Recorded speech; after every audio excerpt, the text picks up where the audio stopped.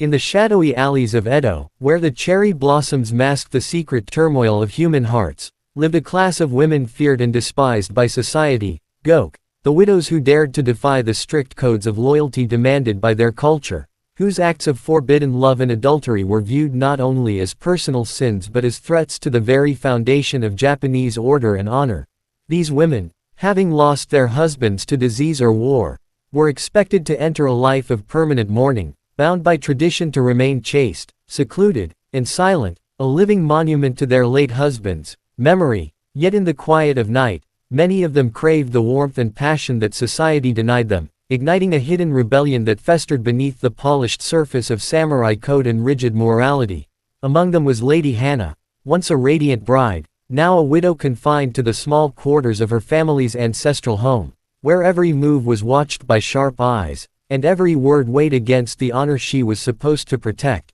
Yet her heart refused to be silenced, yearning for connection beyond grief. It was in this fragile state that she met Takashi, a wandering ronin whose own scars from a lost battle mirrored the loneliness she carried inside, and under the veil of night, their meetings in the bamboo groves became an escape from a society that had condemned them both in different ways. Their love was a dangerous flame, whispered rumors swirling through the village like deadly poison, branding Hana as a Goke, an adulteress, a traitor to her late husband's memory, and a danger to the delicate balance of the feudal system. The magistrates, guardians of order, saw in these women the seeds of chaos, fearing that if widows claimed freedom to love again, the social hierarchy would crumble, so they decreed harsh punishments, public shaming, exile, and even death, all designed to extinguish the flame of rebellion before it could spread. Yet Hana and others like her chose to risk everything, their secret trysts acts of courage and defiance, refusing to be shadows in a world ruled by men,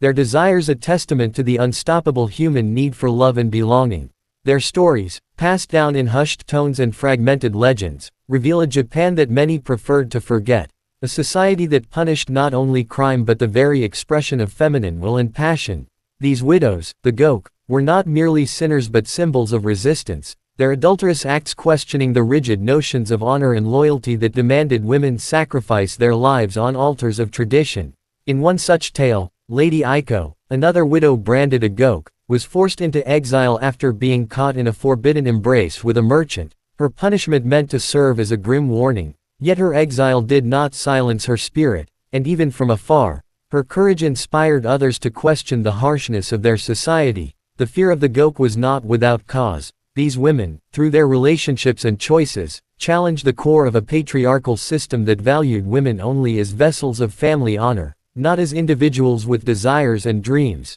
Their adultery was painted as a social disease, a cancer threatening to spread and undermine the delicate threads that held the feudal society together. Yet the real danger lay in a society unwilling to accept that widows, too, were human, deserving of love and happiness. This clash between tradition and desire played out not only in the private chambers of these women but also in the hearts of men who struggled to reconcile duty with empathy. Some samurai secretly admired the bravery of the Goke, while others condemned them with the same rigid fervor they applied to the battlefield. The story of Goke is thus a tragic yet powerful reflection of the cost of inflexible honor codes, where love became a battlefield and widows were both victims and warriors. Through the centuries, the echoes of their plight challenge us to see beyond the labels of sin and virtue, reminding us that the human spirit can never be truly chained by laws and customs. For in the quiet rebellion of these women, their whispered embraces and stolen moments of joy, lay a truth as old as time, that love, in all its forms, is a force that reshapes societies and transcends fear. As history marched on and Japan modernized, the tale of the Goke faded into legend, but their legacy survives in stories, poems, and the collective memory of a people who once feared the power of widows to love again. And through their stories, we learn that the greatest danger to any society is not the passion of its widows, but the cruelty of a system that denies them their humanity.